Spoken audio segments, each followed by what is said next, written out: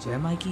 मैं विशाल आप सभी का मेरे इस चैनल माँ काली का सेवक में स्वागत करता हूँ। सभी साधकों और साधिकाओं को मेरा प्रणाम। जय गुरुदेव। आज हम बात करेंगे ब्रह्म राक्षस के ऊपर। कई लोगों का मेरे से एक ही प्रश्न था कि ब्रह्म राक्षस होता है। आजकल ब्रह्म राक्षस के बारे में कोई नहीं जानता कि वो कहाँ रहते हैं, किस जगह रहते हैं, किस स्थान पे रहते हैं, किस निवास पे रहते हैं, उन्हें सिद्ध कैसे किया जाए, क्या मंत्र है, क्या प्रक्रिया है और क्या क्रिया है। तो आज हम सबसे पहले ब्रह्म राक्षस के विषय में जानेंगे। तो कई साधकों ने मेरे से प्रश्न किया था कि ब्रह्म राक्षस के ऊपर बताइए, क्योंकि वो लोग गांव में रहते हैं। तो ब्रह्म राक्षस कहाँ पाए जाते हैं और किस किनारे पे पाए जाते हैं और ऐसे कौन से स्थान पे पाए जाते हैं ब्रह्म राक्षस। आपने किस्से और कहानियों में और इंटरनेट की दुनिया में तो बहुत सुना होगा कि ब्रह्म राक्षस होते हैं। वो दिखते कैसे हैं, क्या है। तो ब्रह्म राक्षस एक मायावी शक्ति है।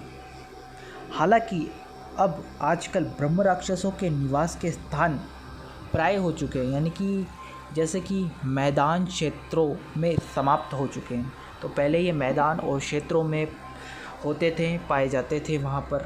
और पाए जाने का मतलब और कुछ भी होता है, तो आप गलत ना लीजिएगा। तो वहाँ पर ये रहते थे।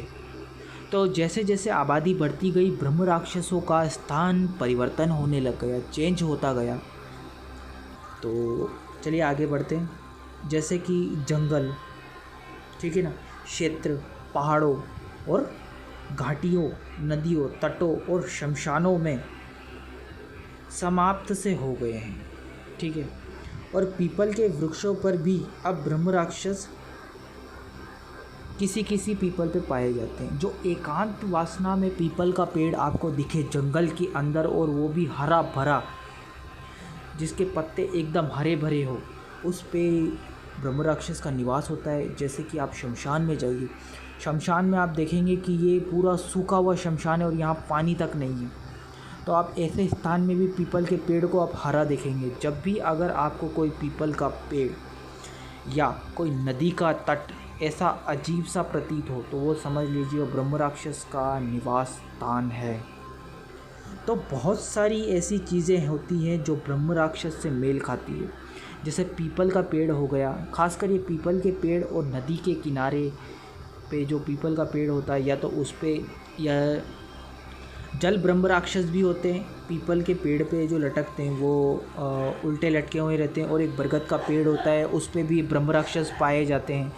तो ऐसे बहुत से जगह और स्थान हैं जो ब्रह्म राक्षसों के लिए मान्य हैं।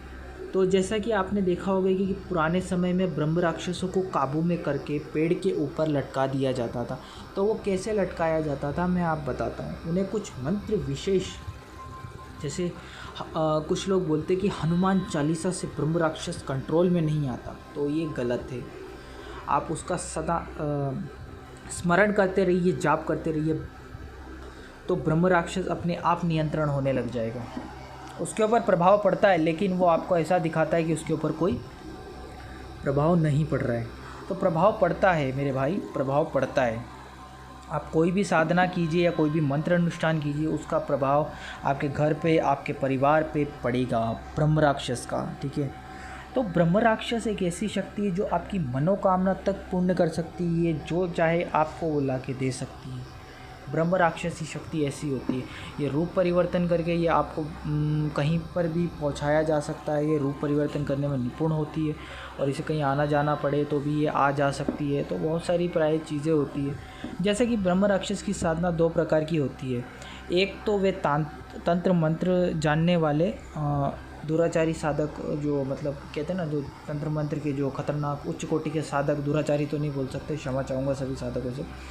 तो वो लोग मतलब इसकी सिद्धि कर लेते हैं, ठीक है ना। और क्रोधी साधक जो मतलब कि हठ योगी होते हैं, वो भी इसकी साधना कर सकते हैं। और ये ब्रह्म राक्षस बनते कैसे हैं, चलिए आज मैं आप लोगों को ये भी बता देता हूँ। देखिए ना, एक तो जो तंत्र मंत्र जानने वाले दुराचारी साधक होते हैं, ठीक है, एक तो वो बनते हैं ब्रह्मचारी। दूसरे क्रोधी व्यक्ति, जो क्रोधी भी होते हैं और तंत्र भी जानते हैं, वो लोग बनते हैं। पापी ब्राह्मण, पापी ब्राह्मण यानी कि जो पापी ब्राह्मण, पाप करने वाला ब्राह्मण होता है, ऐसा ब्राह्मण भी ब्रह्म राक्षस बन जाता है।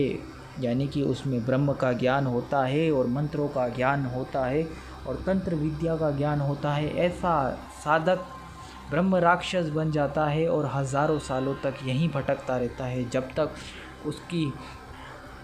उसकी अंतिम चेतना उसके मस्तिष्क में रहती है, तब तक वो भटकता रहता है। उसके पाप कर्म के दंड वो भोगता रहता है इस धरती पर।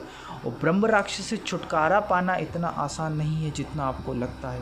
या तो अगर आपके घर के निवास में या कहीं पर ब्रह्म राक्षस का साया हो तो उसके लिए विशेष साधना होती है, उसका जाप ताप कीजिए, वो आपके ऊपर प्रसन्न हो जाएगा, आपसे बातचीत करने लगेगा, आपके ध्यान और स्वप्न में आने लग जाएगा। अगर वो आपसे बातचीत नहीं करना चाहता तो आप उसमें कुछ नहीं कर सकते। हालांकि अगर वो स्वप्न में आना चाहे तो स्वप्न में आ जाएगा।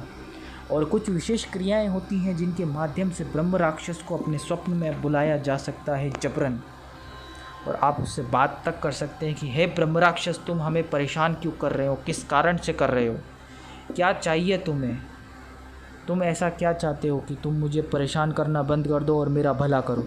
कई ऐसे प्राय स्थानों पर ब्रह्म राक्षस का निवास है जहाँ पर लोग दुखी हो चुके हैं और ऐसे साधक चाहते हैं कि ब्रह्म राक्षस से उन्हें छुटकारा मिल जाए।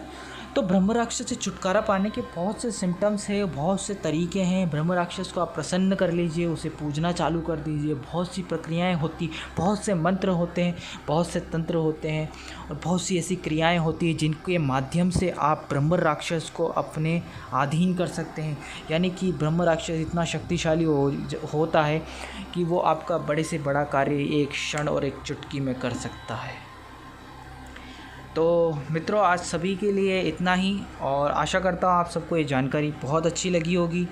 तो जो लोग मेरा चैनल देख रहे हैं वो सब्सक्राइब ज़रूर करें, आगे आपको इन्फॉर्मेशन मिलती रहेगी ब्रह्म राक्षस के ऊपर। और भी मैं सोच रहा हूँ कि और भी वीडियो बना दूँ, लेकिन ये इतनी काफ़ी है।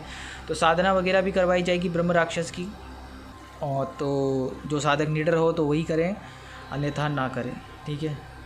तो अब मुझे आज्ञा प्रदान करें। जय माई की, जय गुरुदेव, सभी का मंगल हो।